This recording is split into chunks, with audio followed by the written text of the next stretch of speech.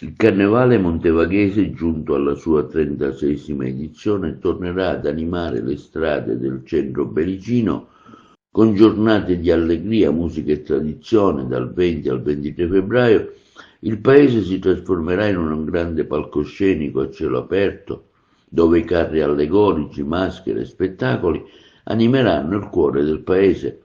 L'evento, organizzato dal comune di Montevago, dal sindaco Margherita La Rocca Ruvolo, con il sostegno dell'assessorato regionale al turismo, rappresenta per i montevaghesi uno dei momenti più attesi dell'anno, capace di unire grandi e piccoli in un'atmosfera di festa e condivisione.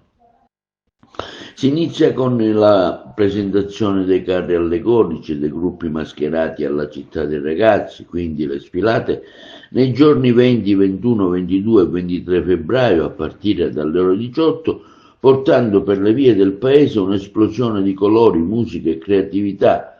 Molto atteso è l'appuntamento di sabato 21 febbraio alle ore 16, dedicato ai più piccoli, la grande festa di Carnevale animata dal Coro degli Angeli offrirà un pomeriggio di giochi, balli e divertimenti per le famiglie.